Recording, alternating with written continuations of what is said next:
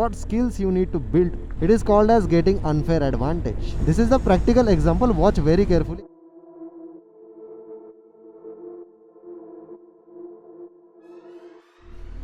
Good morning guys, welcome back to my YouTube channel once again. और मैंने सोचा यार चलो जीएस निकालो आज। यहाँ पे जो वार्निंग आ रहा है उसको इग्नोर करो। वार्निंग किस चीज़ की है वो भी बता देता हूँ। अभी 2 दिन पहले ही आए हैं। सर्विस ड्यू है यार, अभी 1 साल हो गया बाइक को सर्विस करा के, ठीक है। तो अभी शायद से ये वीक में मेरे को पॉसिबल नहीं होगा, तो अगले वीक में मैं जाके अपॉइंटमेंट ले लेता हूँ सर्विस का। इसका थोड़ा मेजर काम भी है, टायर्स डालने भाई, ठीक है। 40,000 टायर्स है ना, 20,000 सर्विसिंग, 60,000 रुपीज़ रेडी रखना पड़ेगा मेरे को इसके मेंटेनेंस के लिए। But anyways that's a different topic all together. उसके लिए अपना पहला चैनल है, ठीक है। But let's get back to the topic. आज क्या सीखे भाई, है ना। आप लोग सोच रहे होंगे कि भाई अभी काफ़ी कंसिस्टेंटली यूट्यूब पे वीडियो डाल रहे हो, तो यार जल्दी जल्दी डालते जाओ थोड़ा, है ना। 3-3 दिन बाद डाल रहे हो तो एक दिन बाद डालो। लेकिन देखो मेरे को जैसा पॉसिबल होता है ना मैं वैसे ही वीडियो डालता हूँ। सो आज का डिस्कशन काफ़ी ज़्यादा इंटरेस्टिंग होने वाला है। और वो डिस्कशन किसके ऊपर होने वाला है? सबसे पहली बात, that is what skills you need to build irrespective of your age, right. But most probably अगर ये स्किल्स को आप कम उम्र में सीख जाते हो ना, तो आपके आसपास की दुनिया और आप दोनों बदल सकते हो, ठीक है। Means the way you view the world, पूरा नज़रिया बदल जाएगा भाई, ठीक है। So make sure to watch this video till end. और ये ऐसा वीडियो नहीं है भाई, और ये ऐसा वीडियो नहीं है ना 5 skills to build to change your life, ऐसा कुछ नहीं है। जो मेरे को ध्यान में आ रहा है इतने सालों के एक्सपीरियंस से जो मैंने सीखा है, बस आप सभी के सामने वो सारी चीज़ें मैं रख रहा हूँ। And all you have to do is just learn it, practically apply it, जैसे मैं करता हूँ। And that's how you have to do it, right. So first skill कौन सा है जो आपको सीखना चाहिए? Obviously be present in the surrounding. आपके आसपास क्या चालू है, जहाँ पे भी हो, learn to be aware in your surrounding, ठीक है। ध्यान रखो कौन आपकी तरफ देख रहा है, कौन क्या हरकतें कर रहा है, क्यों कर रहा है। उसका हमेशा कोई ना कोई रीज़न रहता है। कोई ऐसा फालतू का कुछ भी नहीं करते रहता। There is always reason behind that, है ना। हम लोग बोलते हैं ना हर बीमारी की जड़ होती है। Exactly in a similar way आपको वो जड़ एनालाइज करनी पड़ती है रियल लाइफ में, ठीक है। कौन आपकी तरफ देख रहा है तो क्यों देख रहा है ना। जैसे मैं ये बाइक लेके निकलता हूँ, है ना, सुपर बाइक लेके, कितने सारे लोगों का ध्यान रहता है भाई मेरे ऊपर। हमेशा देखते रहते हैं क्या है, ऊपर से नीचे तक पूरी स्कैनिंग चालू रहती है लोगों की, ठीक है। और इस बात को आपको निगलेक्ट नहीं करना चाहिए। So this is one of the most important skills. और मैं आपको आज ये भी बताता हूँ कि इसको प्रैक्टिकली कैसे करते हैं। प्रैक्टिकल नॉलेज काफ़ी ज़्यादा इंपॉर्टेंट है as compare to theoretical knowledge, ठीक। प्रैक्टिकल नॉलेज क्या कहता है कि यार ये जो मैं बातें यहाँ पे बता रहा हूँ ये हर कोई अपने लाइफ में अप्लाई कर पाए, ठीक है, practically irrespective of your as. अब ये स्किल्स ऐसे है, यंग एज में सीख जाओगे ना तो भाई जैसे आप बड़े होते जाओगे over the period of time ये और चीज़ें आपकी तरफ नेचुरली आना स्टार्ट हो जाएगी। तो आपको स्ट्रगल नहीं करना पड़ेगा, ठीक है, ये सारी चीज़ें सीखने के लिए। बट ऐसा नहीं है आपकी उम्र हो गई है तो इसका मतलब अभी 25-30 के ऊपर है, 35 है तो आप ये स्किल सीख नहीं सकते हो। There is still time, right. All you have to do is just do it more often, ताकि जो स्किल आपको 5 साल लगने वाले हैं मास्टर करने के लिए या फिर सीखने के लिए, 6 साल लगते हैं, 7 साल लग सकते हैं। बट अगेन सीखना इंपॉर्टेंट है, ठीक है। सो ऑब्जर्वेशन का मैं आपको बता देता हूँ, उसका एक काफ़ी बढ़िया सा एग्जांपल भी देता हूँ। जैसे अगर आपको ऑब्जर्वेशन के बारे में सीखना रहेगा ना, just go to your nearest gym, ठीक है। जो भी जिम रहेगी आपके आसपास भी, आप रोड पे भी कर सकते हो, it's not a big deal. But gym में जाओगे तो आपको वहाँ पे एक चीज़ दिखाई देगी, ईगो प्रॉब्लम काफ़ी ज़्यादा होता है, ठीक है। दैट्स वाई मैं बोल रहा हूँ कि आपको आसपास एक जिम ढूंढनी पड़ेगी और जिम में जाओ, ठीक है। एंड अगेन बहुत से जिम में पहले 1-2 दिन का फ्री ट्रायल पीरियड होता है before paying the final payment, right. तो जस्ट एक ट्रायल के लिए पूछो पहले कि ट्रायल के लिए मैं आ सकता हूँ क्या 1-2 दिन के लिए, and try visiting A gym. तो वहाँ पे ऑब्जर्व करो लोगों को कि लोग वहाँ पे वर्कआउट करने आते हैं मोस्ट ऑफ द टाइम्स या फिर रील्स देखने आते हैं। ठीक है। मतलब मैं जिस जिम में जाता हूँ, although the crowd is very decent and nice over there, but majority of the times मैंने जो प्रॉब्लम देखा है ना वो ये देखा है कि आधे से ज़्यादा लोगों का ध्यान वर्कआउट के ऊपर रहता ही नहीं है। They are lost in their own world, ठीक है। मतलब ऐसा नहीं, फ़ोन की दुनिया में बोल रहा हूँ। इन देयर ओन वर्ल्ड का मीनिंग फ़ोन की दुनिया में, ठीक है।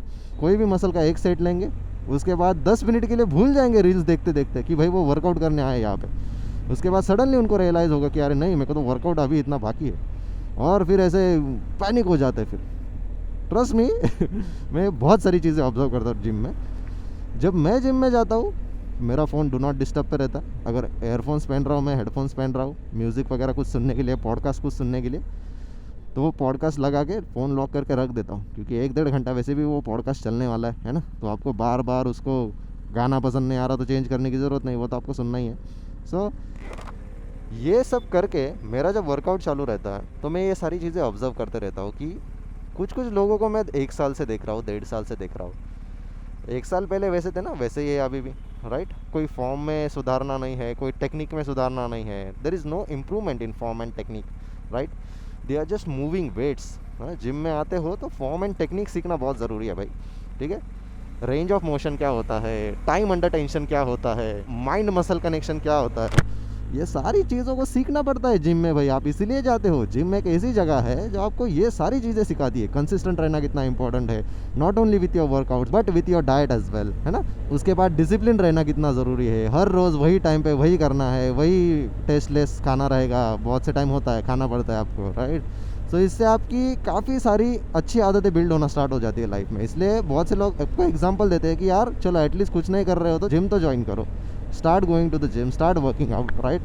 आपकी मसल एक्टिविटी चालू रहती है, आप कार्डियो कर रहे हो तो आपकी कार्डियोवैस्कुलर एक्टिविटी चालू रहती है। तो एक भी डिसीजन आप लाइफ में लेते हो ना कि मेरे को हेल्दी बनना है, राइट, मेरे को हेल्दी लाइफस्टाइल बनानी है, अब जिम जाना भी चालू कर दोगे ना तो भी काफ़ी सारी चीज़ें इंप्रूव हो सकती है। बट जहाँ पे हम लोग जिस चीज़ के बारे में बात कर रहे थे कि वो स्किल्स को कैसे आप सीख सकते हो, राइट। तो जैसा मैंने बोला ना, ये ऑब्जर्वेशन करना ये एक स्किल है, ठीक है। और आज की दुनिया इतनी ज़्यादा डिस्ट्रैक्टेड है ना भाई कि अगर आपने खाली डिस्ट्रैक्शन को एलिमिनेट करके ऑब्जर्वेशन करना भी चालू कर दिया ना, you can still perform better than most of the guys out there, right. अभी का टाइम ऐसा है कि हमारी दुनिया इतनी वीक हो रही है over the period of time, जैसे जैसे जनरेशन आगे बढ़ रहा है उतना ज़्यादा ईजी हो रहा है भाई लाइफ में आगे बढ़ने के लिए, सक्सेसफुल बनने के लिए। वाई? बिकॉज आधे से ज़्यादा लोग वीक हो चुके हैं, वो एफर्ट्स ही नहीं लगाना चाहते, राइट। उनको सब इजी चाहिए। जैसे इंस्टा पे रील स्क्रॉल करते हैं ना, उनको लाइफ में ऐसा ही चाहिए कि अगर मैं लाइफ में कुछ तो भी स्क्रॉल करूँ 5 सेकंड के अंदर तो मेरे सामने अपनी ड्रीम बाइक आनी चाहिए। 2 मिनट के लिए स्क्रॉल करूँ, मेरे सामने अपनी ड्रीम कार आनी चाहिए। ऐसा नहीं होता है भाई। सपनों की दुनिया में मत रहो, सपनों की दुनिया से बाहर आओ। Come in practical world and observe the things in practical world. देखो अभी जैसे मैं यहाँ पे ऑब्जर्वेशंस कर रहा हूँ, बैठा हूँ, I am very aware about the things that are happening in my surrounding. देखो सामने वाले का सिग्नल रेड है फिर भी ये लोग जा रहे हैं। See, there are high chances of causing an accident. ये देखो ये भैया भी अभी तक रुके थे फिर बाद में निकल रहे हैं। सो एक्सीडेंट होने के चांसेस आप मेरे को बताओ, this is a taken decision, right. Red light है, रुक जाओ, क्या ज़रूरत है आपको घाई करने की। अगर आपका काम इतना ज़्यादा इंपॉर्टेंट होता भाई तो भाई आप किस लेवल पे होते आज लाइफ में, राइट, है ना। आप ऐसे कम्यूटर बाइक्स लेके क्यों चलते फिर, बराबर है कि नहीं। अगेन ये मटेरियलिस्टिक चीज़ें है बाइक्स वगैरह भी, but still this are built habits, doesn't matter. अगर मैं BMW लेके भी यहाँ पे खड़ा हूँ और मैं सिग्नल पे रुक नहीं रहा हूँ, बाकी लोगों की तरह तोड़ के जा रहा हूँ, उनमें और मुझ में डिफरेंस ही नहीं रहा भाई कुछ लाइफ में आगे बढ़ के भी, समझ में आ रहा है। So that's what I am trying to tell you. Learn to be present, be aware and build this skill over a period of time. चलो आपको एक स्टोरी बताता हूँ, कल जिम में जो कुछ भी हुआ। So I was doing my chest workout yesterday, और क्या हुआ, एक बंदा था जिसको मैंने शायद से 1-2 बार ही देखा है। सो मे बी उसने अभी ज्वाइन किया रहेगा and he is very skinny. Again मैं खुद स्किनी हूँ भाई। इसलिए ऐसा मत बोलो कि मैं बॉडी शेम कर रहा हूँ किसी को, ठीक है। मैं खुद स्किनी बंदा हूँ, इतना भी नहीं हूँ, ठीक है, लेकिन हूँ। लेकिन एटलीस्ट मेरे मसल्स थोड़े से विजिबल है। सो उसने नई जिम ज्वाइन की थी शायद से एंड काफ़ी यंग लग रहा था। मतलब जो होते हैं ना 17, 18, 19 साल की उम्र में, देख के ही समझ में आ जाता है आपको लोगों की इसके अंदर खून कितना खोल रहा है, राइट। और जिस तरह से भाई उसने जिम में एंट्री की ना भाई, दरवाज़ा ऐसा ज़ोर से धक्का दे के, है ना, वो चलने का स्टाइल ऐसा लाइक भाई कुछ तो भी बहुत सीरियस कुछ तो भी हुआ है, राइट। किसी ने बहुत गंदा वाला काटा है ऐसा। Okay, just a part of joke. तो वो आया and I was focusing on doing my workout, और मेरा ध्यान उस पर तुरंत क्यों चला गया पता है। The moment he came into the gym without doing proper warm up, उसने 40-40 पाउंड के डंबल उठा लिए शोल्डर प्रेस करने के लिए, ठीक है। अभी मैं खुद 40 पाउंड का डंबल प्रॉपर वार्म अप करने के बाद, प्रोग्रेसिवली वेट को इंक्रीज़ करने के बाद, जैसे पहले 20 पाउंड का वार्म अप किया, राइट, फिर 25 पाउंड का सेट लिया, फिर 30 पाउंड का लिया, फिर 35 पाउंड का लिया, फिर 40 पाउंड तक गया, ठीक है। अभी मैं जाके 40 पाउंड शोल्डर प्रेस ईजिली कर पाता हूँ। जैसे मेरी शोल्डर इंजरी हुई थी तो उसकी वजह से मेरे को थोड़े सालों का ब्रेक लेके वापस प्रोग्रेसिवली ग्रोथ करके ये सब करना पड़ा वापस, राइट। धीरे धीरे स्ट्रेंथ बिल्ड करनी पड़ी। बट मैं नए लोगों का प्रॉब्लम यही देखता हूँ कि जैसे ही वो आते हैं जिम में, वही पता नहीं क्या हुआ रहता है, उनको क्या प्रूव करना रहता है। जितना वेट उठाया जा सकता है ना उनसे, कैसे भी तरीके से वो वेट उठा लेते। And he picked up those 40 pound dumbbells, ठीक है, एक भी रेपिटेशन सही से नहीं गया। आई was observing it, right, because again मैं 40 पाउंड्स मार रहा हूँ भाई, मेरी हालत ख़राब हो जाती है 40 पाउंड्स के 10 रेपिटेशन मारने में। तो आई वॉज शॉक, लाइक या ये तो मेरे से भी स्किनी दिख रहा है, शायद से इसके पास स्ट्रेंथ ज़्यादा हो, मसल स्ट्रेंथ ज़्यादा हो, राइट, बट मसल तो दिख ही नहीं रहे स्ट्रेंथ दिखने के लिए। बट मसल्स तो इतने विजिबल नहीं है ना, अभी तक एक मसल का मूवमेंट भी विजिबल नहीं है भाई। बाइसेप फ्लेक्स कर रहा था वो, तो बाइसेप छोड़ो कुछ दिख ही नहीं रहा था। So again I am not trying to body shame here, but यहाँ पे बस आपको यही बता रहा हूँ कि आपको ऑब्जर्वेशन स्किल्स कैसे यूज़ करने हैं, ठीक है, जस्ट टू एनालाइज पीपल, ठीक है। आपको उनको जज नहीं करना है, आपको लोगों को जज नहीं करना है, खाली उनको एनालाइज करना है, उनका एनालिसिस करना है। क्यों? इससे आप खुद लाइफ में बेटर बनने लगते हो, ठीक है, जब आप ये एनालिसिस चालू करने लग जाते हो, because now you can start analysing yourself as well, right. So I was observing him, 40 pound का डंबल लिया, एक भी रेपिटेशन सही से नहीं गई भाई। आई वॉज लाइक, मैं उसको बोलने वाला था कि भाई जिम में ट्रेनर्स है, if you are having some difficulty in pushing the weights, किसी को स्पॉट के लिए बुला ले या फिर at least try to ask for help, ठीक है। जिम में बंदे यूजुअली काफ़ी ज़्यादा अच्छे होते हैं। सो मैं सोच रहा था कि भाई ये ट्रेनर को भी नहीं बुला रहा है किसी को स्पॉट देने के लिए, हैवी लिफ्टिंग कर रहा है, उसने वार्म अप भी नहीं किया है, डायरेक्टली 40 पाउंड्स का डंबल लिया है। सो आई वॉज लाइक भाई कुछ तो भी गड़बड़ है इसके अंदर, so let's observe him more, ठीक है। सो ऐसी चीज़ें मेरा ध्यान खींचने लगती है तुरंत, because there is always something to learn from this people, इसलिए मैं बोल रहा हूँ, ठीक है। मैं ऐसा नहीं बोल रहा हूँ कि उसके मसल्स मेरे से ज़्यादा कम है या फिर वो अभी अभी नया ही आया है, उसको कुछ पता नहीं है, but usually this kind of people will teach you more things in life, right. So मैंने सोचा चलो इसको ऑब्जर्व करता हूँ। While simultaneously I was doing my workout, अपना चेस्ट वर्कआउट चालू है भाई, है ना, फ्लैट डंबल प्रेस चालू है, इंक्लाइन डंबल प्रेस चालू है। फिर उसके बाद उसने फ़ोन उठाया, और फ़ोन उठाने के बाद he started behaving very weirdly, and I was like यार चलो, मैं इस कैलकुलेशन के मामले में तो सही था कि ये बंदा थोड़ा अजीब है, ठीक है। सो जैसे ही उसने फ़ोन उठाया भाई, अभी देखो थोड़ा सा टॉपिक को ये बताता हूँ आपको, यहाँ से नो एंट्री है उस साइड से, फिर भी इन गधों को आना है ना, एजुकेटेड पीपल है यार, seriously these are educated people. तो चलो जिम के टॉपिक पे वापस आते हैं। सो उसने फ़ोन निकाला और वो अजीब हरकतें करने लगा, ठीक है। He started showing middle finger in the mirror, ठीक है, अपने मतलब मेरे बाजू में ही था, सो आई थॉट यार मेरे को मिडल फिंगर दिखा रहा है क्या, but he started doing weird activities. Phone निकाला, मिरर में देख रहा और ऐसी उंगलियां करके कुछ तो भी ऐसे गर्दन हिला रहा है, ठीक है, गर्दन हिला हिला के वीडियो निकाल रहा है। फिर मेरा ध्यान उसके फ़ोन पे गया and he was sharing some snaps and insta stories. तो मेरे को लगा भाई ये लोग जिम में खाली पोस्ट करने के लिए आते हैं क्या, right, because if you are coming to the gym, आपका गोल ये होना चाहिए कि भाई मेरे को वर्कआउट करना है, मेरे को बाकी ज़्यादा कोई मैटर ही नहीं करता इसके अलावा, ठीक है। मेरे लिए सबसे ज़्यादा क्या मैटर करता है कि भाई मेरा वर्कआउट सही से हो रहा है क्या, मैं सही से फोकस कर पा रहा हूँ क्या, मेरे को जो चीज़ करनी चाहिए, राइट, वर्कआउट करते समय माइंड मसल कनेक्शन वो मैं बिल्ड कर पा रहा हूँ क्या मैं अपने मसल्स को फील कर पा रहा हूँ क्या मैं टाइम अंडर टेंशन जो होता है मसल का उसको फील कर पा रहा हूँ क्या। सो इसकी तरफ ज़्यादा फोकस होता है, and as soon as you have distractions around you, ये सारी चीज़ें गड़बड़ करने लग जाती है, ठीक है। सो मैं उसको ऑब्जर्व कर रहा हूँ, वो झूल ही रहा है, ठीक है। एक बार अभी उसने एक सेट कर लिया, तो मैक्सिमम रेस्ट पीरियड आपका 1 से 1.5 मिनट के अंदर होना चाहिए, राइट। उसके बाद आप तुरंत दूसरा सेट ले सकते हो। उसके बाद मेरे 6 सेट हो गए भाई, 2 अलग एक्सरसाइजेस के, ठीक है।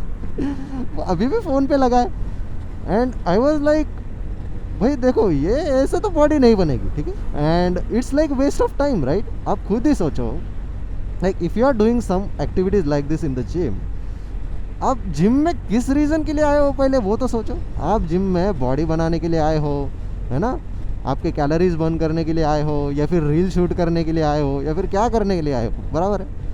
इन सारी चीज़ों को पहले समझना स्टार्ट करो कि भाई मैं वर्कआउट कर रहा हूँ तो क्यों कर रहा हूँ, मैं वर्कआउट क्यों करता हूँ। It makes me better every single day, right. मेरी हर रोज़ जिम में पैर रखने की इच्छा तक नहीं होती, but I still go there every day because I know ये मेरे लॉन्ग टर्म बेनिफिट्स के लिए काफ़ी ज़्यादा इंपॉर्टेंट है। तो मेरी प्रायोरिटी क्या कहती है कि भाई जो भी काम कर रहा हो, जिम का जब टाइमिंग हो जाता है सब छोड़ दे, pack your bag, go to the gym, do the workout, come home, और बाकी चीज़ों पे फोकस करना चालू कर दे, राइट। इसलिए मैंने बोला कि ये ऑब्जर्वेशंस का स्किल इतना इंपॉर्टेंट क्यों है, बिकॉज इससे आप एनालिसिस की प्रोसेस चालू कर सकते हो, राइट। लोगों को जज ना करना बल्कि एनालाइज करना, ठीक है। अभी एनालाइज करके आपको क्या समझ में आएगा, आप बोलोगे फिर ये स्किल किस काम का है। एनालिसिस करके आपको ये डिसीजन लेने में हेल्प होगी कि आपको ये चीज़ करनी है या नहीं करनी है. If I am seeing people not stopping eight red light and I am the only one stopping eight red light, इससे मैं क्या कर रहा हूँ भाई, खुद को क्या बता रहा हूँ, जाने दो, जिसको जो करना है करने दो, मैं ऐसी हरकतें नहीं करने वाला. आई हैव सर्टन रिस्पॉन्सिबिलिटी जो मेरे अपने फ्यूचर गोल्स के साथ अलाइन होता है ना भाई. अगर आपको रिस्पॉन्सिबल रहना सीखना है लाइफ में, बराबर है कि नहीं, तो छोटी छोटी चीज़ों से ही सिखाया जाता है भाई ये सब कुछ. ठीक है, लोगों को दुनिया में बहुत बड़ा डिफरेंस करने का रहता है ना, बट छोटी छोटी चीज़ें ही नहीं करनी रहती. So that's why I say learn to be present and learn to be practical. ठीक है, in this real world observe करो चीज़ों को और एनालिसिस करना चालू करो कि ये ऐसा क्यों कर रहा है. कोई अगर हरकतें कर रहा है, जैसे मेरा पिछला 10 आवर का वीडियो था, देखा, मैं कुछ नहीं, अपना अपना चल रहा हूँ स्लोली, बंदा आ रहा है कोई मेरे सामने. भाई इतनी जगह रहती है लोगों को लेन में खुले जाने के लिए, फिर भी कान के अंदर आके हॉर्न बजाते. मैं बजाना स्टार्ट करो लोगों के अंदर जाके हॉर्न बजाना start. See, this is a decision you have to analyse and you have to take. I am riding in my own lane, left lane which is suppose to be the slowest lane. ठीक है, right lane which is suppose to be the fast lane, right side वाली, लेकिन वहाँ पे सबसे slow vehicle चल रहा है. तो क्या मतलब, कोई सेंस ही नहीं बन रहा ना भाई. लेन चेंज करने से पहले रियर व्यू मिरर देखना है ना, ये सारी चीज़ों को देखना. अभी यहाँ से मैं लेफ़्ट साइड को ओवरटेक कर रहा हूँ क्योंकि स्लोवेस्ट लेन ये लेफ़्ट साइड वाली है, फिर भी लोग फास्ट लेन में स्लो चलते हैं, ओवरटेकिंग लेन में एकदम धीरे चलते. तो रूल गया तेल लेने. ठीक है, look for your own safety. जब तक आप अपनी सेफ्टी को प्रायोरिटाइज नहीं कर पाओगे तब तक कोई फ़ायदा नहीं है. ठीक है, रूल्स फॉलो करने का. ये एक स्किल हो गया ऑब्जर्वेशंस का. देखो इसको, समझो ज़रा. तो आप बोल रहे होगे कि आपने एनालाइज़ क्या किया उस बंदे में. तो मैंने यही एनालाइज़ किया कि भाई ये जो सारी चीज़ें मैंने पहले बताई, mind muscle connection, time under tension, ये सब तो गया तेल लेने, बराबर है. बॉडी बनने वाली है कि नहीं बनने वाली है मेरे को भी पता है. अगर ऐसा ही चलता रहा सालों तक, मेरे को भी मालूम है नहीं बनने वाली भाई बॉडी. ठीक है. सेकंड थिंग, मैं जिम में वर्कआउट करने के लिए जा रहा हूँ, ना कि रील्स देखने के लिए जा रहा हूँ, बराबर है. अगर मेरे को रील्स ही देखना है तो घर पे पड़े पड़े देख लूँगा ना. जिम में जाने की क्या ज़रूरत है. And looking at that guy, मेरे को भी मालूम है खुद पैसे नहीं कमा रहा होगा, उसकी फैमिली मेम्बरशिप के लिए पे कर रही होगी. बिकॉज जनरली जो बंदा खुद की मेंबरशिप पे करता है वो अवेयर रहता है कि भाई वो जिम में किस चीज़ के लिए आ रहा है. ठीक है, कि because it's a costly gym. Again, मैं जिस जिम में जाता हूँ it's a little expensive gym. Why? Because वहाँ पे क्राउड अच्छा आता है. So I prefer like having a nice crowd around me. जैसा मैंने बोला ना, आपका सराउंडिंग एनवायरनमेंट काफ़ी ज़्यादा मैटर करता है. तो इसलिए थोड़ा पैसा जा रहा है, कोई दिक्कत नहीं, but at least you are getting a good crowd. But ऐसा नहीं है कि अच्छा क्राउड में ऐसे लोग नहीं रहने वाले. You are often going to spot this people again and again and again, but all you can do is learn from them, right. So ये आपको करना है. तो दूसरा स्किल ऐसा कौन सा है जो आप आपके लाइफ में बिल्ड कर सकते हो फ्रॉम दिस अर्ली एज और maybe whatever age, right. Focus on building financial discipline. ठीक है, very underrated skill. That's the reason why many people are living EMI lifestyles. Again घूम फिर के हमारा टॉपिक पैसों पे आ जाता है ना, बिकॉज अगेन जैसे पैसा काफ़ी ज़्यादा इंपॉर्टेंट रोल प्ले करता है भाई हर किसी के लाइफ में. ये सारे जो लोग जा रहे हैं, मैं भी जा रहा हूँ, there is a reason behind that, right. ये सारी जो चीज़ें चल रही है, ये गाड़ी चल रही है, इसको ख़रीदने के लिए पैसा चाहिए, फ्यूल के लिए पैसा चाहिए, जो काम कर रहा हूँ, कैमरा में शूट कर रहा हूँ, राइट, कैमरा ख़रीदने के लिए पैसा चाहिए. सो अभी कॉफ़ी पीने वाला हूँ जाके, राइट, कॉफ़ी के लिए पैसा चाहिए. सो हर एक चीज़ पैसे पे डिपेंड करती है, राइट. और हर एक बंदा इसी के लिए स्ट्रगल कर रहा है. मैक्सिमम लोग 99% of the people are struggling to barely survive. Barely survive का मतलब कैसा, उन्होंने ऐसे लाइफस्टाइल्स बना के रखे हैं जो खुद कभी अफोर्ड नहीं कर पाएंगे एक्चुअल में. ठीक है, these are all EMI lifestyles, most of them. India में कितने सारे व्हीकल्स फाइनेंस्ड है, ज़रा इसका सर्वे करके देखो एक बार कि ये रोड पे इतनी गाड़ियाँ चल रही है, उसमें से कितनी सारी गाड़ियाँ फाइनेंस्ड होती है, बराबर है. अभी ये देखो रॉन्ग साइड से बिंदास कैसे आते हैं, देखा. आप खुद सोचो कि why this observation skill is necessary. अभी मैं ऑब्जर्व ना ही करूँ, आंखें बंद करके गाड़ी चलाऊँ, नहीं कर सकता भाई, मर जाऊंगा मैं. ठीक है. ऐसे रॉन्ग साइड से गधे आते, अभी क्या कर सकते. ऑल्दो रोड का कंस्ट्रक्शन चालू है, दिख रहा है कि कंस्ट्रक्शन चालू है भाई, you shouldn't break the rules, right. किसी की जान जा सकती है भाई, तो इतना रिस्क क्यों लेना. बट नहीं, फिर भी देखो जैसे भी लेके आएंगे. और इसके सामने यूटर्न है भाई, देखो अभी यहाँ यहीं पे यूटर्न है, बट नहीं, इनसे वो भी नहीं होगा, लिया जाएगा just to save some fuel cost, right. At the end of the day ये रोज़ ऐसा करके थोड़ा थोड़ा पैसा कमाते हैं, बट एक दिन टाइमिंग गलत हो जाता है और कोई आके इनको उड़ा देता है, और जितना भी आज तक इन्होंने सेव किया है आधे से ज़्यादा पैसे या फिर सारे पैसे हॉस्पिटल के खर्चे में चले जाते हैं, ठीक है। सो भाई ये कभी ना कभी वसूल होने ही वाला है आपसे, ठीक है। सो इट्स बेटर कि आप हम्बल बने रहो, ऐसी फालतू की हरकतें मत करो, be aware and be present. So जो हम फाइनेंशियल डिसिप्लिन के बारे में बात कर रहे थे, तो फाइनेंशियल डिसिप्लिन बिल्ड करना भी स्किल है भाई, ठीक है। अगर फाइनेंशियल डिसिप्लिन हर कोई बिल्ड कर पाता तो आपको ऐसे EMI लाइफस्टाइल्स नहीं दिखते नहीं, ठीक है।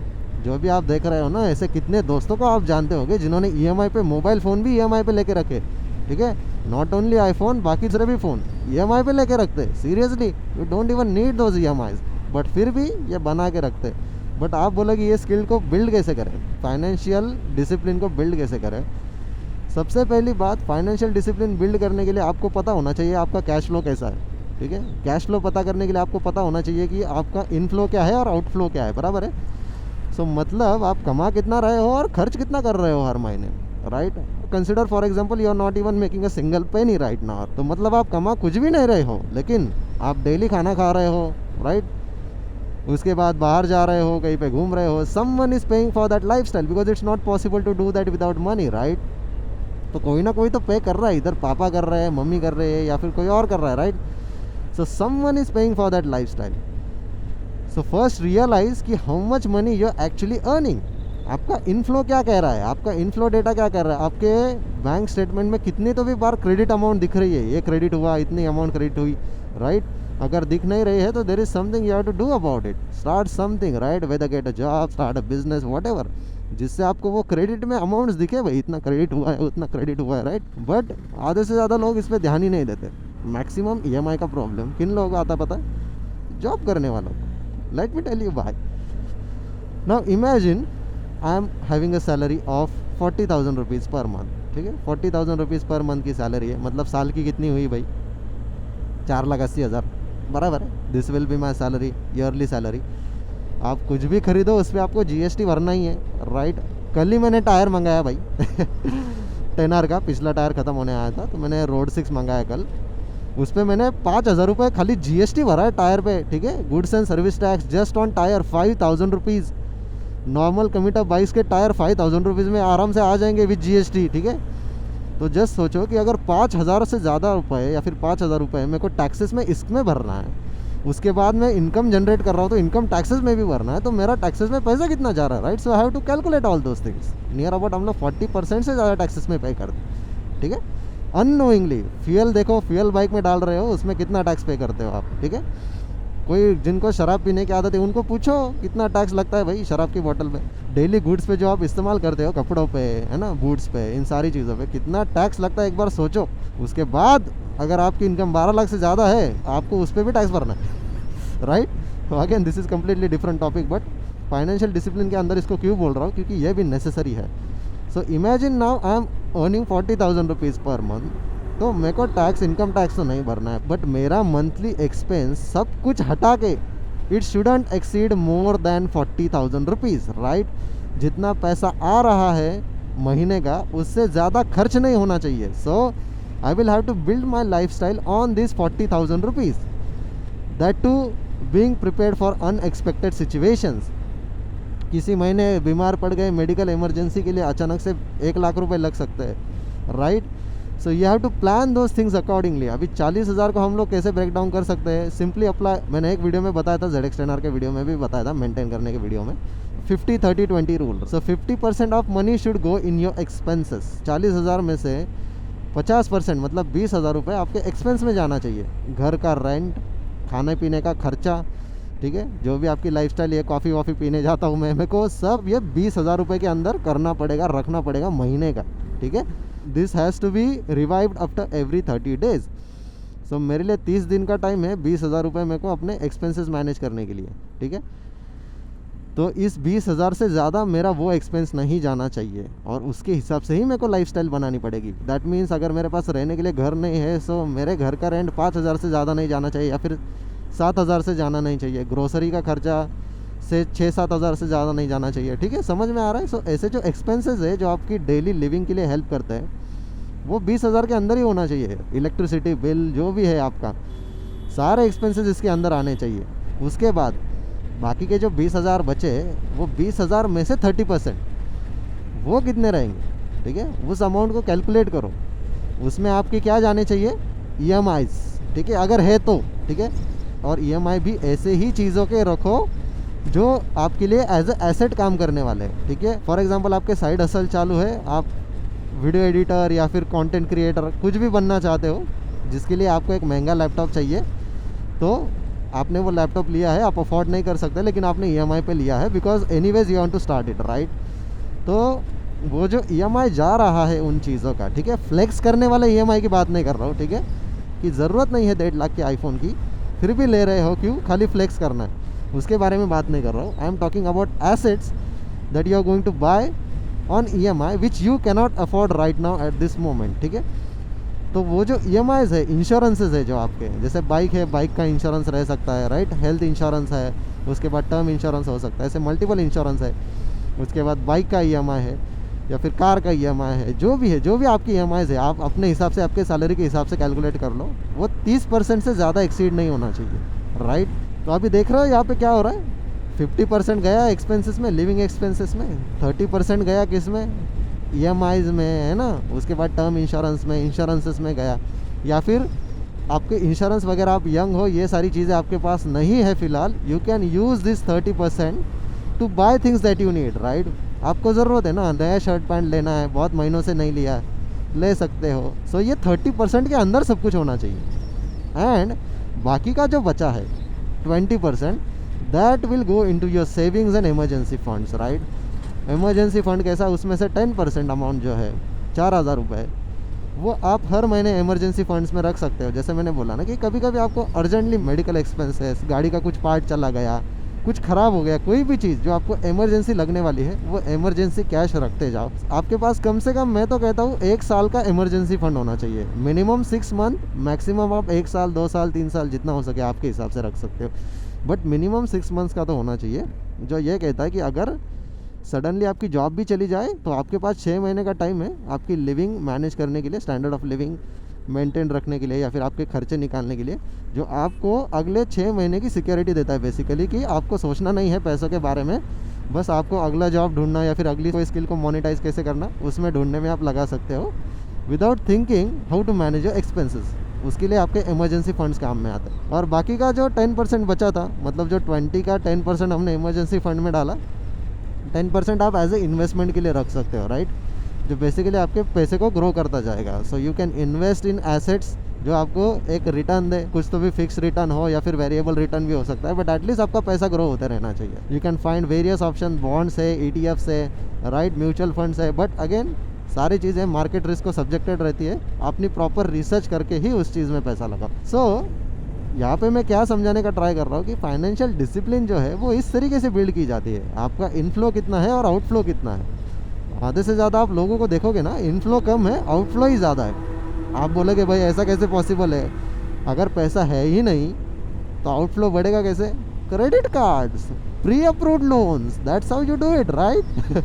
लाइक अगर आपकी सैलरी 40,000 भी है ना, तो भी आपको कम से कम 2 से 3 लाख रुपए का क्रेडिट लिमिट मिलता है क्रेडिट कार्ड पे, हर महीने का, हर महीने की बात कर रहा हूँ। तो हर महीने लोग क्या सोचते हैं भाई कि अरे भाई मेरे पास तो 3 लाख रुपए है। 3 लाख तेरे नहीं है भाई, वो बैंक तेरे को दे रही है। उसमें से भी क्रेडिट कार्ड को यूज़ करने का एक तरीका होता है, आपको हर महीने आपकी क्रेडिट लिमिट में से 30% से ज़्यादा खर्च नहीं करना होता है, ठीक है। तो वो भी ध्यान में रखो, ठीक है। तो आपको क्रेडिट लिमिट हर महीने 1 लाख 1.5 लाख की मिली है, इसका मतलब ये नहीं आपको हर महीने 1 लाख 1.5 लाख खर्च करना है। You have to be very responsible while using your credit cards, ठीक है। उस पर ऐसी कोई भी चीज़ें मत खरीदो जो बाद में आपको पछतावा करना पड़े उस चीज़ के बारे में, राइट। अगर आपकी सैलरी 40,000 है तो आपका हाथ में फ़ोन 1.5 लाख का नहीं होना चाहिए, ठीक है, क्योंकि बेसिकली दैट मीन्स वो फ़ोन ख़रीदने के लिए आपको कम से कम 4 महीने काम करना पड़ेगा। 4 महीने की सैलरी आप फ़ोन में लगा रहे हो, समझ रहे हो। And I have shared examples previously in my videos. मैं जहाँ पे अपनी कार वॉशिंग कराता था, वहाँ पे जो कार वॉशिंग पे जो बंदा काम करता है ना, जिसकी महीने की सैलरी 7-8 हज़ार रहेगी, उसके हाथ में 1-1 लाख का आईफोन है, समझ में आ रहा है। तो ये देखो पहले, if you are actually becoming rich, you are actually becoming poorer day by day, right. तो इसलिए फाइनेंशियल डिसिप्लिन बहुत काम की चीज़ है भाई। इस स्किल को सीखो, बिल्ड करो। आप ये डिजिट्स आपके हिसाब से एडजस्ट भी कर सकते हो। अगर आपका 50% में एक्सपेंसेस नहीं मैनेज हो रहा है, लिविंग एक्सपेंसेस, तो आप 60% तक उसको बढ़ा सकते हो, but that too being very careful about बाकी की चीज़ें सेक्रीफाइस ना करनी पड़े उस चीज़ के लिए, ठीक है। जैसे आपके हर महीने का जो सेविंग स्पॉट रहेगा वो सेक्रीफाइस ना हो उसके लिए। सो इन सारी चीज़ों को ध्यान में रखो। अगेन नेक्स्ट स्किल, अभी फाइनेंशियल डिसिप्लिन का तो पता चल गया, ठीक है, फाइनेंशियल डिसिप्लिन कैसे बिल्ड करते हैं। अगर आपका इनकम बढ़ भी रहा है, ठीक है, इसका मतलब ये नहीं आपको तुरंत आपकी स्टैंडर्ड ऑफ लिविंग बढ़ानी चाहिए। सैलरी 40 से 50 हज़ार हो गई अगले साल, दैट डजेंट मीन कि आप तुरंत अरे हाँ नहीं अभी एक काम करते हैं थोड़े बड़े फ्लैट में शिफ्ट हो जाता हूँ जिसका रेंट और 4,000 से महंगा रहेगा। प्रॉब्लम समझ में आ रहा है यहाँ पे क्या हो रहा है? प्रॉब्लम यहाँ पे ये हो रहा है आपका इनकम बढ़ने के बाद भी आपकी स्टैंडर्ड ऑफ लिविंग सेम ही रहनी चाहिए, वो बढ़नी नहीं चाहिए, राइट। क्यों? तब जाके आप और सेव कर पाओगे और ज़्यादा इन्वेस्ट कर पाओगे। अगर आपके सैलरी बढ़ने के साथ साथ आपकी स्टैंडर्ड ऑफ लिविंग भी बढ़ती जा रही है तो फाइनेंशियल डिसिप्लिन फिर भी बिल्ड नहीं होगी, right, because you will always live from पे चेक टू पे चेक। तो फाइनेंशियल डिसिप्लिन बिल्ड करना सीखो, ठीक है। लॉन्ग टर्म हैप्पी रहने के लिए ज़रा शॉर्ट टर्म में सेक्रीफाइस करना सीखो। Moving on to the next thing. देख रहे हो कैसे बिंदास आते हैं रॉन्ग साइड से? हाँ, काम चालू है ना हाईवे का, चलते फिरते हैजर्ड है भाई ये लोग रास्ते में। दैट्स वाई से बी प्रेजेंट, ओके। इसलिए मैं चीज़ें प्रैक्टिकली एक्सप्लेन करता हूँ और 5-5 मिनट के वीडियो के अंदर ये एक्सप्लेन करना ईजी नहीं रहता है, ठीक है। आपको ज़्यादा डीप में समझ में भी नहीं आएगा, प्रॉपर एग्जांपल्स भी मैं दे नहीं पाऊँगा, इसलिए मेरे वीडियोस लॉन्ग रहते हैं। इसलिए जब आपको टाइम मिले तब देखते जाओ। मैं ऐसा नहीं बोल रहा हूँ कि वीडियो आने के बाद तुरंत देखो। जब आपको लगे कि नहीं मेरे को कुछ सीखना है नया, then you can check out my videos, ठीक है। नॉट कंपलसरी कि वीडियो आने के बाद तुरंत देखो, आपके ऊपर है, it's your choice whether you have to watch the entire video, आधा ही वीडियो देखो, जो भी करो आपके ऊपर है सब कुछ, ठीक है।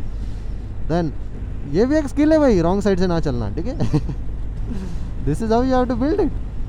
नहीं चलना है, जो ये लोग कर रहे हैं ना आपको नहीं करना है, that is also skill you can build. मैंने बोला ना आप प्रायोरिटी रखो चीज़ों को। ये देखो कितने आ रहे हैं, देखो, सोचने वाली बात है भाई, ये हाईवे है या फिर सर्विस रोड है, ठीक है। अभी जो नेक्स्ट स्किल है वो थोड़ी सी नई है, ठीक है। ये बहुत से लोगों को पता नहीं होगी, काफ़ी लोगों को शायद से पता हो, बट आई गेस बहुत से लोगों को पता ही नहीं होगी। It is called as getting unfair advantage, ठीक है। अभी ये क्या है? आप बोलोगे अनफेयर एडवांटेज क्या है भाई? अनफेयर एडवांटेज ये कहता है कि आप गैप्स ढूंढो आपके आसपास की सराउंडिंग में, अपॉर्चुनिटीज़ ढूंढो, और अगर आपको किसी भी चीज़ में कोई गैप दिख रहा है जिसको आप फिल कर सकते हो, फाइंड इट, ठीक है। और ये एक ओवरऑल स्किल है, मतलब कैसा है, काफ़ी वाइड है इसका एप्लीकेशन। इसका एप्लीकेशन बिजनेस से लेके डे टू डे लाइफ में सारी चीज़ों में किया जा सकता है, फैमिली के मामले में, ठीक है। जैसे आपने क्या ऑब्जर्व किया, पहले स्किल ने आपको क्या सिखाया? ऑब्जर्व करना। तो आपने ऑब्जर्व कर करके क्या सीखा कि पेरेंट्स लोग काफ़ी जो ऐसे हैं जो जिनके दोनों पेरेंट्स वर्किंग है, जॉब पे जा रहे हैं, वो अपने बच्चों को टाइम ही नहीं दे पाते। सो आपने ऑब्जर्व किया, तो आप बड़े हो के आप क्या डिसाइड करते हो कि नहीं भाई, मैंने देखा है कि बैड पेरेंटिंग का नतीजा क्या होता है, बच्चे कैसे बिगड़ जाते हैं। बिकॉज आप खुद उस उम्र से गुजर रहे हो, जब आप बच्चे थे। आप खुद ही सोचो, अगर आपके पेरेंट्स आपकी तरफ ध्यान नहीं दे रहे हैं, आपने कैसी हैबिट्स बिल्ड करी है, राइट, उसका आपके लाइफ पे क्या इम्पैक्ट हुआ है।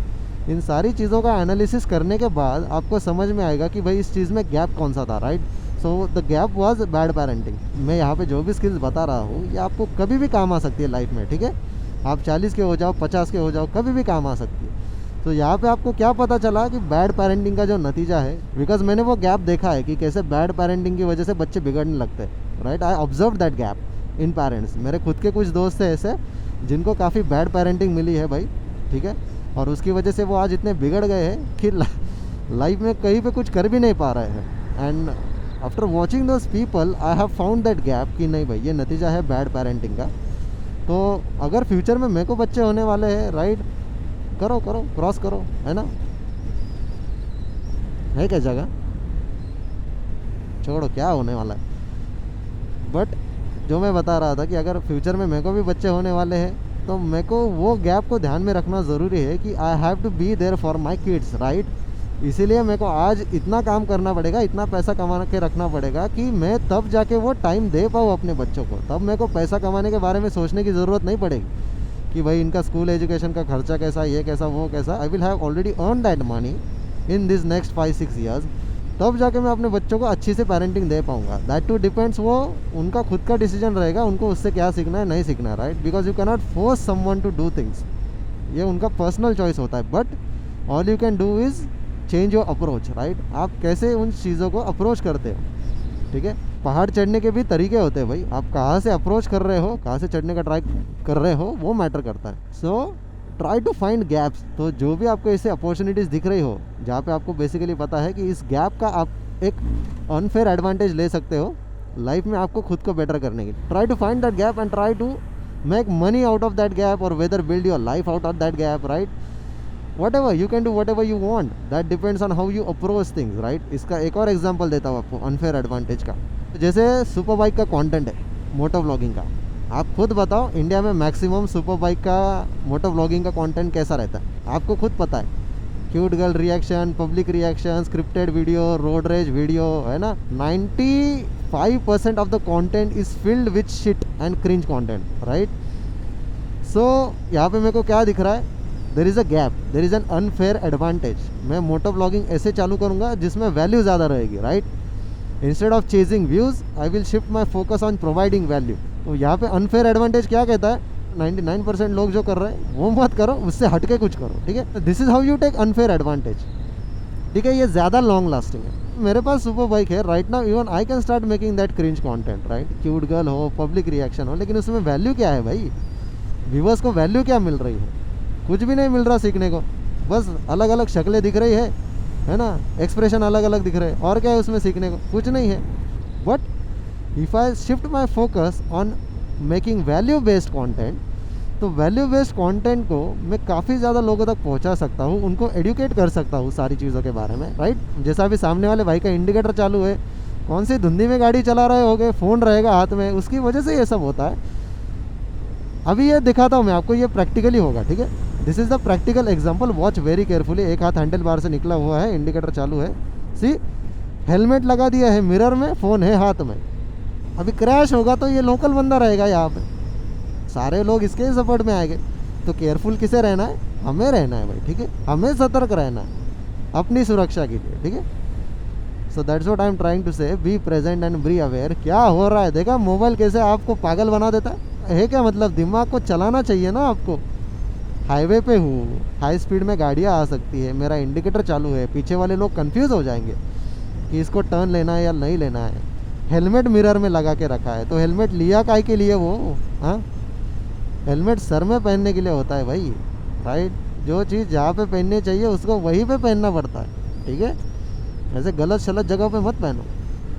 बट एनीवेज जो मैं बता रहा था, ठीक है, अनफेयर एडवांटेज कैसे लिया जाता है, जो मैक्सिमम लोग कर रहे हैं उसको मत करो, उसके हटके थोड़ा सा करो जिसमें वैल्यू हो, ठीक है। हटके करो मतलब ये नहीं कोई आपके दोस्त नॉर्मल सी कोई लिकर पी रहे हैं और आप इंपोर्टेड लिकर पीना चालू कर रहे हैं, ऐसा नहीं, ऐसा हटके की बात नहीं कर रहा हूँ मैं। आई am talking about value based things, ठीक है। जिस चीज़ में वैल्यू हो, वैल्यू की तरफ ज़्यादा ध्यान दो, और ये स्किल आप ओवर द टाइम बिल्ड कर सकते हो, ठीक है। जैसे मैंने गैप को आइडेंटिफाई किया, वो गैप को आइडेंटिफाई करने से पहले मेरे को वो सारा कंटेंट पहले देखना पड़ा ना भाई, क्या है, चल क्या रहा है, right. That's how I can identify that gap. इसलिए मैंने अपनी पिछली वाली वीडियो में भी बोला था कि क्यों आपको अगर जॉब मिल रहा है तो पहले जॉब लेना चाहिए, उसमें एक्सपीरियंस लेना चाहिए, राइट। कैसा भी जॉब हो, आप पहले सीखो, वो एक्सपीरियंस लो, तब जाके आपको खुद के लिए पता चलेगा कि ये चीज़ आपके लिए बेटर है भी कि नहीं है, या फिर ऐसी कोई चीज़ है जो आप इसमें इम्प्रूव कर सकते हो। That's why you have to get that job. But anyways 3 skill तो हो गई ना भाई, है ना। Be present in your surrounding, build financial discipline, उसके बाद try to take unfair advantage, right. और क्या है भाई, और बहुत कुछ है भाई, मतलब मैं इसके ऊपर बातें करते रह सकता हूँ घंटों तक, ठीक है। पॉडकास्ट भी करूँ तो मैं 3-3, 4-4, 5-5 घंटे आराम से बातें करते रह सकता हूँ। And this comes with experience, ठीक है। ये आपको पहले समझना पड़ेगा, ये सारी चीज़ें एक्सपीरियंस के साथ आती है भाई, ऐसा फालतू का कुछ भी करके नहीं चलता।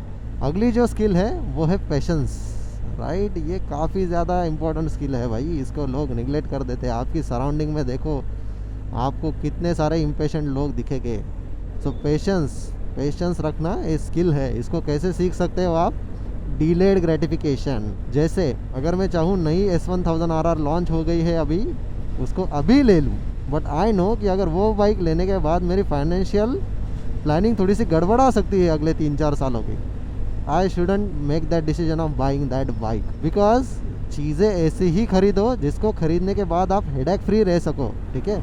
समझ में आ रहा है, दैट्स द रीज़न। मेरे पास पहले 4 बाइक थी, अभी मैंने 2 ही रखी है, ठीक है। बेच दी मैंने अपनी 2 बाइक्स। वाई, बिकॉज मैं उनको चलाता भी नहीं था, पहली बात तो ज़्यादा चला ही नहीं पाता था। निंजा 650 को जब से मैंने 10R और GS ली, साल में एक बार चलाई थी मैंने उसको। तो मैंने थोड़ा दिमाग लगा कि भाई चलो ये बाइक वैसे भी खड़े ही रहने वाली है, ज़्यादा चलने नहीं वाली, बेच डालते। हस्कवर्ना का भी वही सीन हुआ। स्पॉट पिलन 250 थी मेरे पास, ब्रांड न्यू शोरूम से बाइक खरीदी, ठीक है। उसकी भी एक अलग स्टोरी आपको बता देता हूँ कि मैंने वो एक दोस्त के लिए खरीदी थी। और कभी अगर आपको वो भी वीडियो चाहिए तो कमेंट में बताओ, मैं वो भी वीडियो अपलोड करने का ट्राई करता हूँ, वो भी स्टोरी बताने का ट्राई करूँगा। तो हस्कवर्ना ली थी भाई, वो तो चली नहीं, ठीक है। कुछ चला ही नहीं पा रहा था उसको। क्यों? क्योंकि 10R और वर्सेस 1000 थी मेरे पास तब। वैसी बाइक चलाने की आदत लग गई थी, ठीक है। इतनी पावरफुल बाइक चलाने के बाद ये 200-250 सीसी की बाइक चलाना मतलब साइकिल चलाने जैसा लगता है। तो जब बॉडी आपकी मसल मेमोरी यूज टू हो जाती है, हाई स्पीड राइडिंग, ठीक है, उसके बाद ये जो मैं बोल रहा हूँ ना एक्सपीरियंस 0 to 100 अंडर 3 सेकेंड्स, या फिर क्विक ओवरटेकिंग, वो सब उस बाइक पे पॉसिबल नहीं हो रहा था क्योंकि मैं ऑलरेडी लीटर बाइक चला रहा था। तो मैंने सोचा कि यार कोई मतलब नहीं है, वो बाइक को रख के बेच देते हैं। तो मैंने वो बाइक भी बेच दी। So you see how you start taking decisions after doing analysis करने के बाद ही आप ऐसे डिसीजंस ले सकते हो भाई, तब तक नहीं ले सकते, ठीक है। इसलिए वो एनालिसिस की स्किल काफ़ी ज़्यादा इंपॉर्टेंट है। हाँ, तो हम लोग पेशेंस के बारे में जो बात कर रहे थे, तो ये यही कहता है कि इसमें डिलेड ग्रेटिफिकेशन भी आता है कि पेशेंट रहना सीखो लाइफ में। आपको कौन सी चीज़ की ज़रूरत कब है, ठीक है, उसको उसी टाइम पे लो। तब तक पेशेंस आप रख सकते हो, आप लाइफ में काफ़ी आगे बढ़ सकते हो। जैसे अगर कोई आपको कट मार के चला जाता है, आपको कुछ हुआ नहीं है, don't try to chase him, be patient, ठीक है। जाने दो उसको, वो आगे जाके वैसे भी मरने वाला है, ठीक है। आप खुद को मत मारो उसकी वजह से। Be patient, let him go. Ego को कंट्रोल करना सीखो, ठीक है। ये भी एक स्किल है जिसको हम लोग आगे कंटिन्यू करेंगे। पहले पेशेंस के स्किल के बारे में डिस्कस करते हैं। ये सीखो ज़रा, पेशेंस कैसे रखते हैं। This applies to everything in your life. Being patient about getting in a relationship, being patient about getting your dream bike, being patient about getting your dream car. हर चीज़ में पेशेंस रखना सीखो भाई, ठीक है।